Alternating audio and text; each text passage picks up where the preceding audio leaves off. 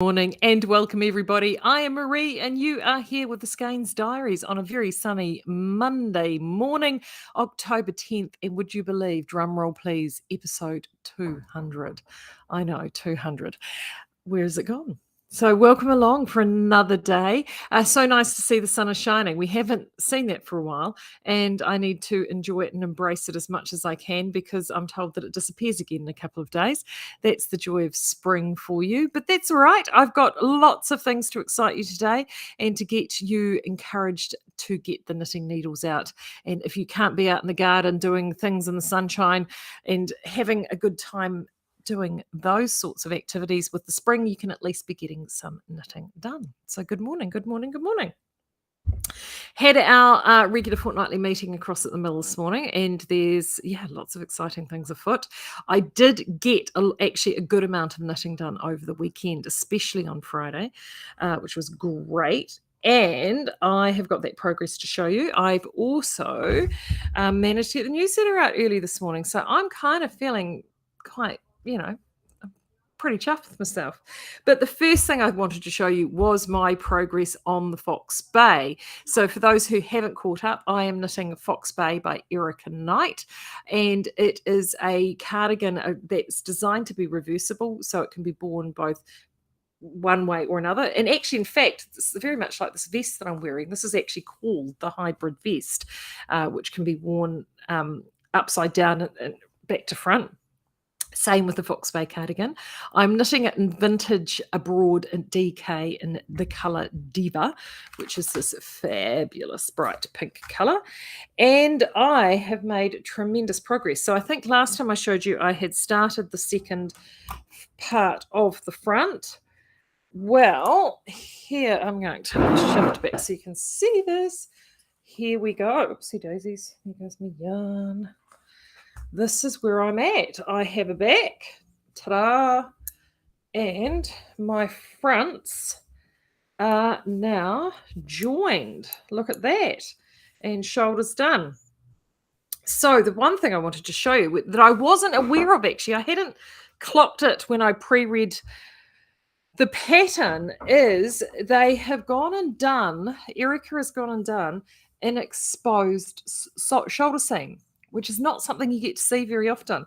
So we had the shoulder shaping is done using short rows. So I have a series of short rows on both sides here, and which then means, and then when at the end, I actually kept the stitches live. And then what she had us do was to do this lovely 3 needle bind off, which creates this very smart exposed seam. Look, if that's not your jam, to be brutally honest, that's what the 3 needle bind off looks like underneath. So you could actually just do it in reverse and just do an invisible seam. But I have to say, I quite like it. It just breaks up. I think she's done it because it breaks up that swathe of stocking stitch. I have no idea actually how it fits. Let's just pop it around the let's put that over there. I'll show you what I'm working on now. Because as I said to you, it's there is ease to burn with this. Well, actually, no, I was a little bit worried. I mean, yes, I've got another layer on, but I think I'm going to be good. So there, oh, hold on. Oh, she says that. It helps if she actually gets it lined up, doesn't it? There we go. There we go. Shoulders. Ugh. Yes, I think once I get them all sorted, I've got a ball of yarn unraveling at my feet. Where are we at? Oh yeah, no, we're going to be fine. Because I've done this, I've made sure that I've maintained an oodle of ease there. So there we go. Length is good. Let's move that out of the way. Length is good. Length is good back there. I will lose some acreage. Yeah. Look at that. I think we're going to be okay for size. I was a little worried because that's the thing when you knit stocking stitch and you have so much stocking stitch, you look at it and you think, oh, that's a lot of stocking stitch. But that's just it. This is a drop shoulder cardigan. By the time I go to sew up the side seams, I think I will have it done. So where I'm at now, ooh, and I've got yarn everywhere. Okay, where I'm at now is I'm onto sleeves. There we go. So she has you pick up the sleeve from the top, from the side of your work there, which I have gone and done. And it does, and I'm quite happy with that join at the top there. Look at that. I think it looks nice and neat. Yeah, I know. It's good. It feels really good. In fact, I'm oopsie. Like now that I'm at this point, I'm actually quite excited. Like I really want to get it finished. And it's been a genuinely pleasurable thing to knit. I have to say, I've really enjoyed knitting it.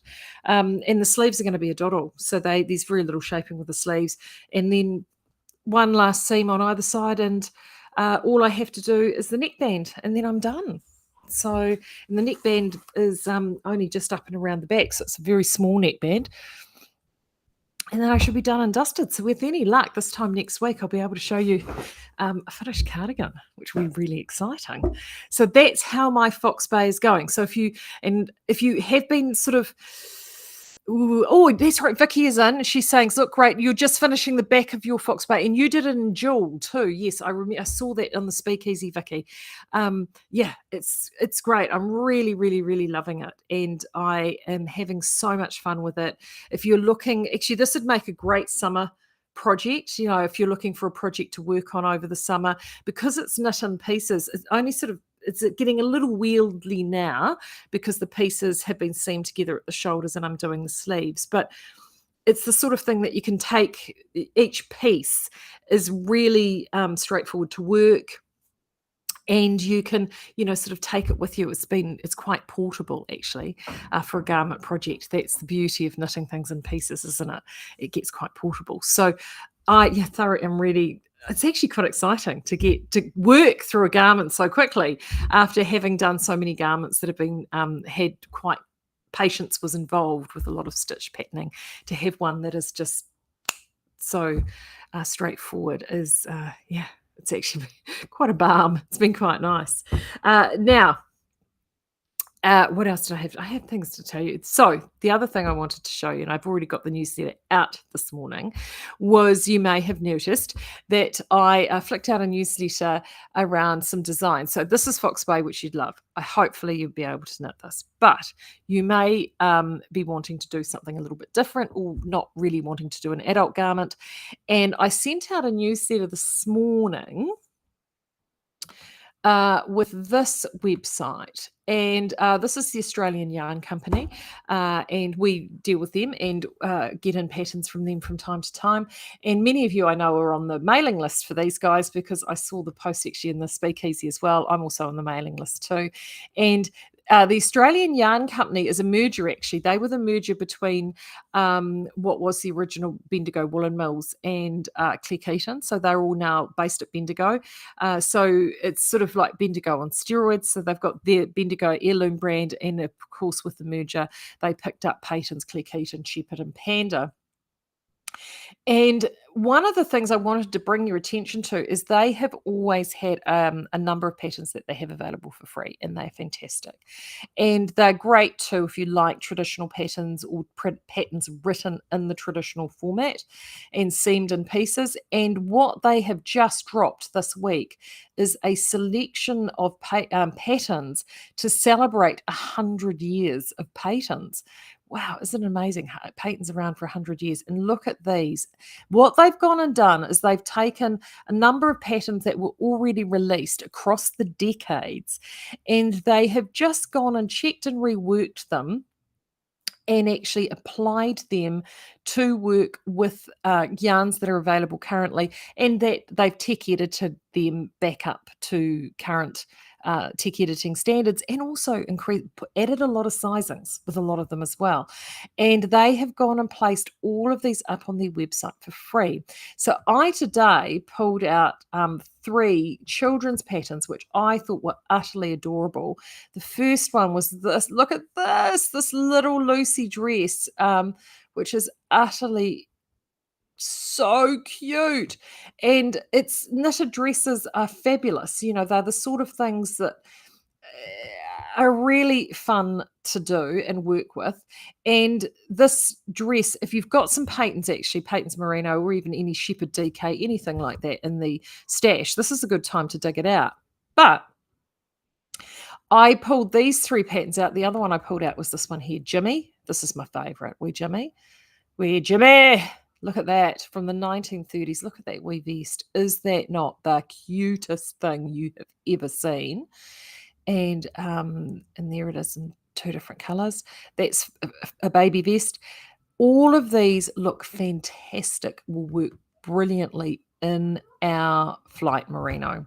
So our flight DK merino. And in fact, these three patterns, we almost have exact color matches in flight merino for these 3 patterns. Look at that. These, sometimes finding these classic kids items are really, really difficult. And I just love all 3 of these. And as you can see, there's men's, there's women's, there's all sorts there. So if you haven't had a chance to check that out, and in fact, I'm going to do this right now. I'll put it in the chat. There we go. I'll flick that out. That should go into both lots there for everybody. I just wanted to highlight you because often you'll look at Ravelry for free patterns. A lot of these won't appear in Ravelry. I think this page is a really, really good page to have favorited. So then if you're needing a go-to, they've got classic, and I kick myself actually because I forget about this page. It's been around for forever, but the number of times that people come in and they say, oh, have you just got a simple classic cardigan? Worked in pieces, and they have all of those on this page. So if you scroll further down, there's a whole heap, and they're all free downloads, which is really generous of the team over at the Australian Young Company. So I think that is definitely worth checking out. And if you're looking for some kids knitting and you're wanting to sort of, you're feeling a little uninspired about what you've got in the library, I think there might be a pattern or 2 there that will help excite you, which I think will be really wonderful. Right, and I've gone and left it sitting. Oh, I hate it when I do that. I wonder if I can get them to do it. No, that's right. One of the things I was going to talk about, I left it sitting down in the smoker room because I went to go and get a drink before I came on here. Right, the other thing I'm going to talk about today, because it is absolutely... Bernadette's in Rarotonga. Oh. So when you were saying to me you were heading around and going away last week, Bernadette, you left that little nugget out, didn't you? You lucky thing. And now I'm jealous, Bernadette. Anyway, I digress. What was I going to say before I got sidetracked? Right, this is what I'm going to show you.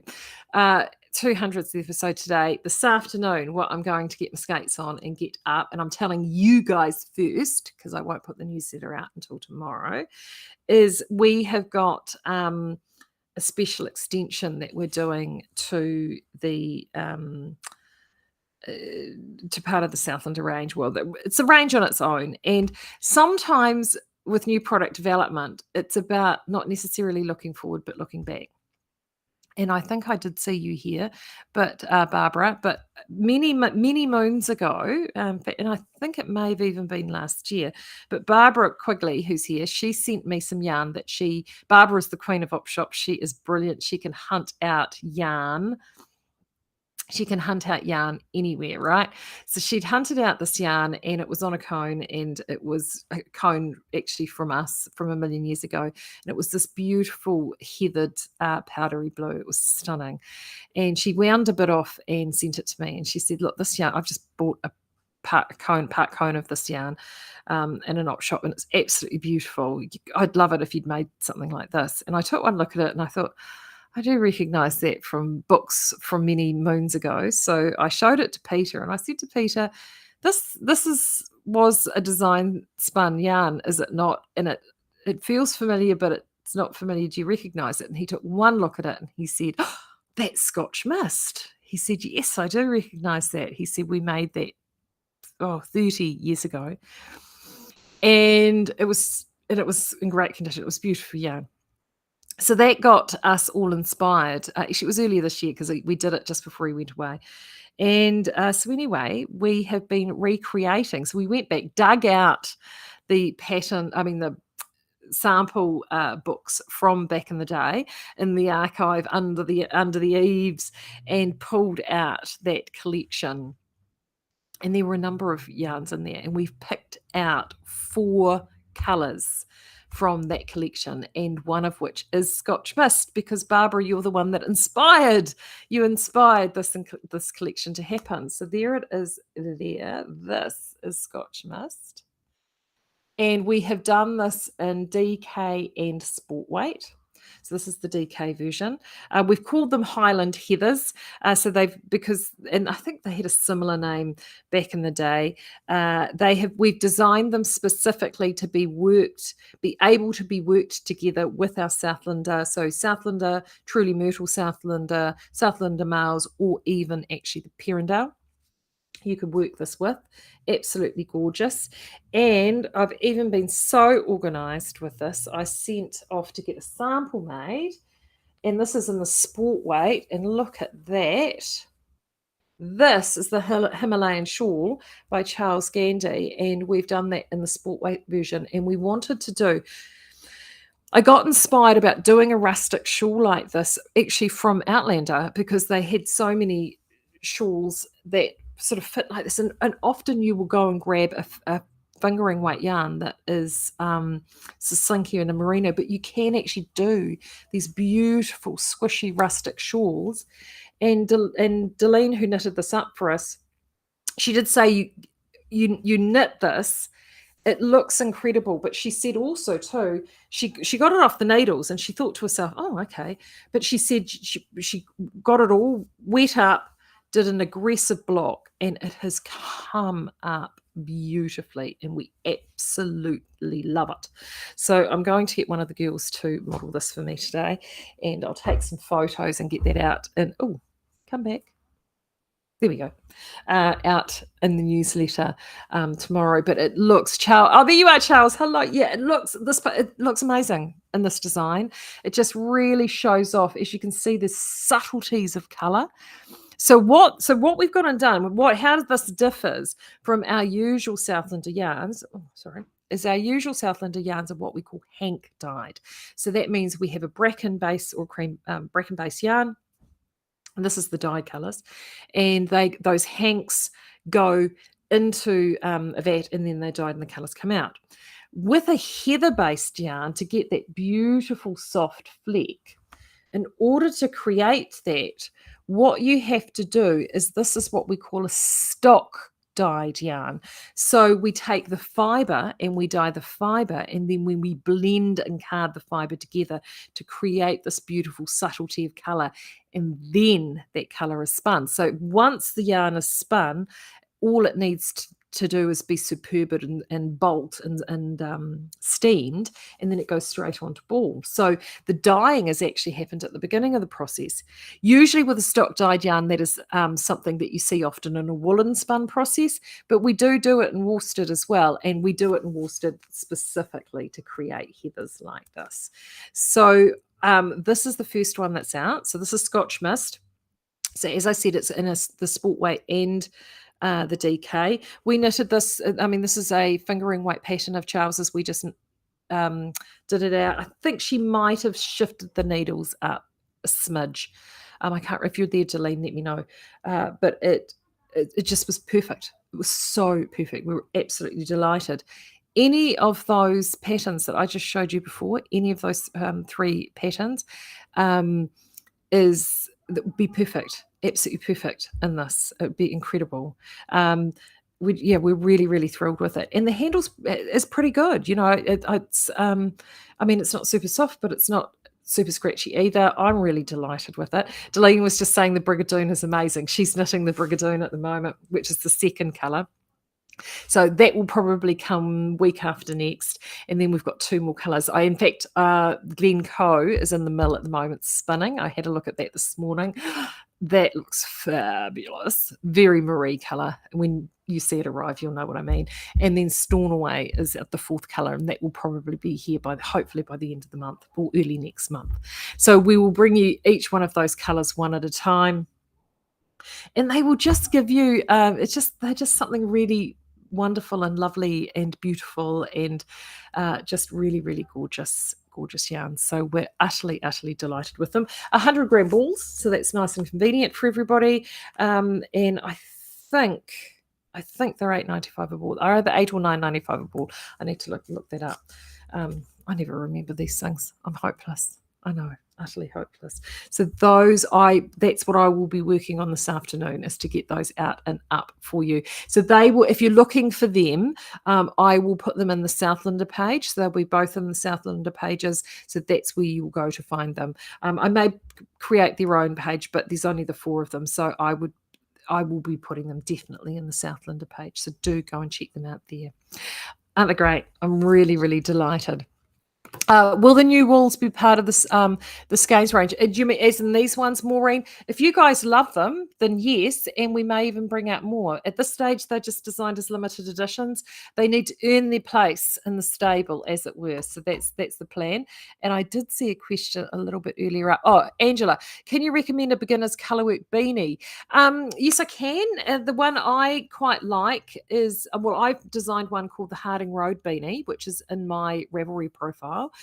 So BUSCKE, and that can be knitted either in the round or in the flat, and it's actually a mosaic colourwork beanie, and so which is a slip stitch beanie, and that's a really good one because your slipping stitch is only every couple of stitches and moving yarn forward and back, and it's quite a nice it just gets you used to holding and traveling the yarn, and they're not too big of floats. So yes, and that's a free download. So why don't you try yourself out on that? But yeah, that's what I would recommend as a good starter. That's a nice wee start. If you're wanting to, the other thing I love about the Scotch Must, it's a pity what I left sitting by the smoko room was the sample that Barbara had sent me, and we've toned this slightly cooler than that sample, but we're just really delighted with this. The other reason I love this being sort of lighter like this is that you can, if you're wanting to do some colour work, you can actually add something like the lake blue, or I'm just looking over at the thing. Lake blue would look great with this as a contrast. What else? Charcoal would even look good with this. Actually, the greens, gypsy green would look great with this. Gypsy green would look really good with this. And you could even jump into cozy or snug, actually, if you wanted a solid. But I think the Southlanders work better because of the bracken base with a lot of those colours. You can actually get that really lovely heathering going on. So I know, I love it. I'm really, really delighted. Actually, anyone that's wanting to work on a ginger snap or gingerbread, that would look, these would look awesome, utterly awesome. And in fact, you could do a gingerbread if you wanted to. This is from Libby Johnson. This is a trick I do all the time with this particular sport weight yarn, is I will do those yarns, knit them on a 3.75mm needle, and you lose about 10-12% in gauge shifting. So you just need to alter your sizing slightly to accommodate for the shift in gauge. But it gives you a beautiful sweater, but with a slightly lighter breathable fabric than a DK fabric, which is great for this time of year in transitional pieces. So if you've got favourite sweater patterns like that in a DK, and you're sort of thinking, well, it's a bit heavier, I want something a bit lighter, just flick it out and knit it in the sport weight yarn. And the beautiful thing about the sport weight yarn on a 3.75mm needle, because it is a more rustic natural yarn, it's not super processed at all, is it wears really, really well. So my Gold Wing, which by Jennifer Steingast, that many of you have seen, I've never even depilled that. I've given it the odd pluck here and there, but I haven't actually had the depiller over it. It doesn't pill much at all, and it's because of the nature of the yarn. So that is certainly something to check out. So exciting. I know, it's so good. I know. It's the simplest things that excite me. I know I'm quite tragic. Limited edition, Catherine Claire asked, yeah, the limited edition will be around for a while. Look, the good news is because we have to do the blending as stock dyed, there are a lot of them. So you don't have to panic in terms of this is going to run out just like this. So there is good amounts of stock on each of these variants. So that is a good thing.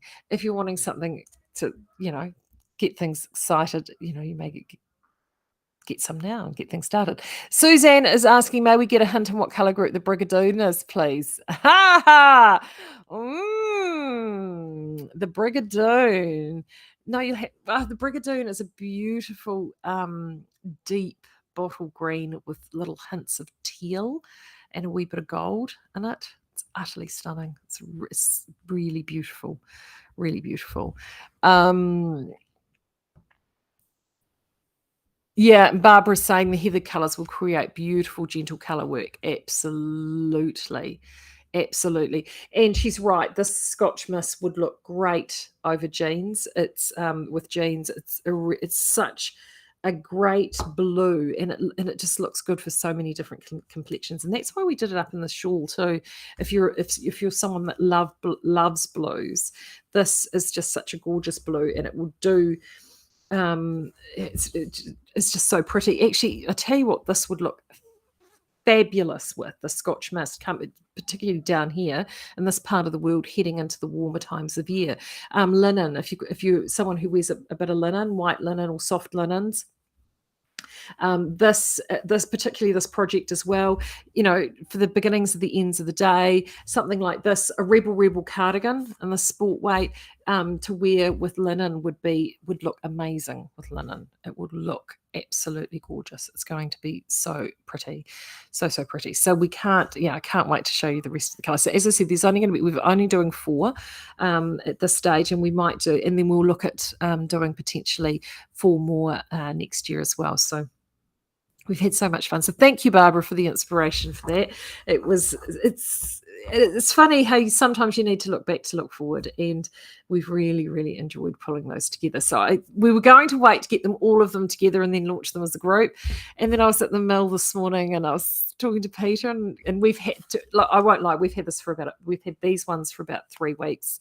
I think we only just sent the Brigadoon to Delene last week.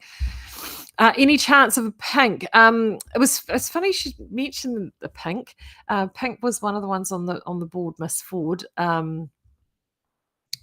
There is a pink in the range, so it's sort of actually it's sort of kind of the pink version of this.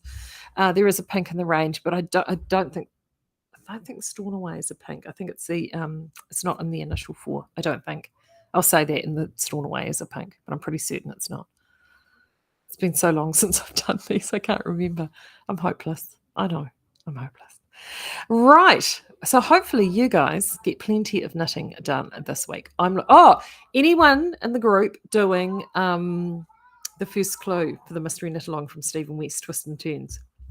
I have a confession. I'm not doing it. So I don't feel guilty about this at all. But I saw Stephen's first clue video was up. So I didn't bother watching the video, but I did scroll right to the end of the video just to see what the end of clue 1 looks like. And I'm not going to do too many spoilers because some of you may not have started it yet. It only dropped on Friday. Suez, yes, and it's amazing. It is, I have to admit, if you haven't started it yet, he's gone and done a technique in there, a looping technique. It's very clever. And it was funny. Ethan talked about the octopus sort of tentacles last week. And he's kind of done a variation on that theme in this. So if you had knitted shawlography last time, there is an element in that repeats, and we know that Stephen likes to repeat techniques, but I have to admit the completed part of section 1, once you've done the elements, I have to say it looks genius. I mean, I'm looking forward to seeing where the next section goes. And he did say that he felt that there's a lot of knitting in this first clue. He said not quite as much knitting in the second clue. So I thought it looked brilliant. And yeah, he is genius. So if you haven't had a chance if you've been sitting on the fence a little bit, if you've been sitting on the fence a little bit, I have to admit I'm liking the beginning of this one more than I like the beginning of Shawlography. I don't know whether you guys agree with that, but I certainly like the look of that. I'm actually going to get my Fox Bay finished, and I think I'm going to cast on the Basket Weaver actually, which is his new shawl that he's just released. It was just over a week ago, and I'm going to do that in roving. I've decided, so I think I'm going to, I think I'm going to do that. I think it'll look really pretty in roving. So that's going to be my next project. And then, of course, I've seen a couple of these kids projects in the Australian Yarn Company catalogue. And I haven't knitted for kids for ages, but I do know a few that I need that are sort of lurking on the horizon. So I'm thinking that I might do a little bit of kids knitting. I don't know. I'll see how I go. I'm enjoying Fox Bay so much. You never know. And I want to do another Nanook, actually, and I've selected yarn for that. So I've got plenty of things on the list, I tell you. Oh, actually, that's the last thing I wanted to mention. I did on the weekend. I took the fabric shaver home. I did put a wee video up actually on Instagram. The wonderful Veronica, I brought back my Nanil Chicks poncho and my oatmeal sweater because I had them at home for the winter. I wore them quite a bit over the winter. And they just needed a bit of a tidy up and a buzz up to go back into the shop for samples so people can have a look, since I'm not going to be wearing them over the summer.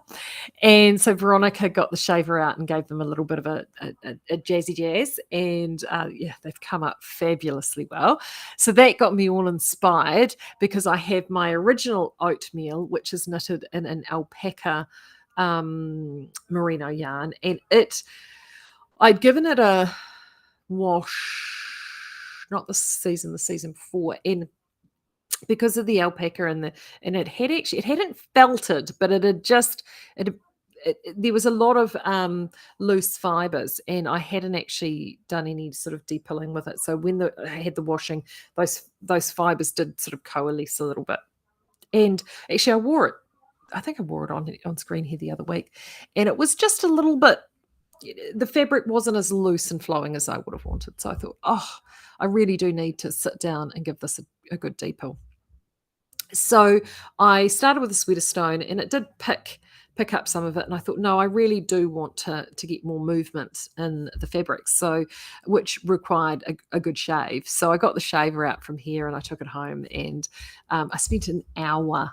And I know, crazy, right? I spent an hour on the sweater, just very gently and carefully and meticulously giving it a really good shave. And oh my gosh, it looks so good.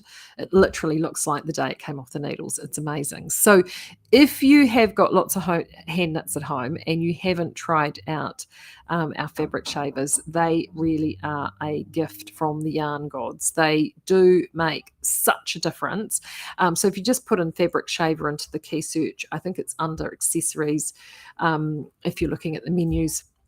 But those shavers are worth their weight in gold. So we do have them back in stock, and we've got the replacement blade. Well, we did have the replacement blades, unless they've all sold out again, if you already owed one. But they're electric. Our ones are electric, so they are a lot more. I also love the battery-operated ones as well, which you can get from Briscoe's or any of those stores. But these Fabric Care fabric shavers are electric, and they make a dramatic difference because they don't lose power, you don't get the fluctuations, and they're really, really consistent, and they're great. Yeah, I find depilling a very satisfying thing to do. I know, I'm mad. So there you go. All right, I'm going to head off and go and get this Highlander, go and get the Scotch Mist up and posted. So until then, you have a great day, and I will see you again on Thursday. So until then, take care. Bye.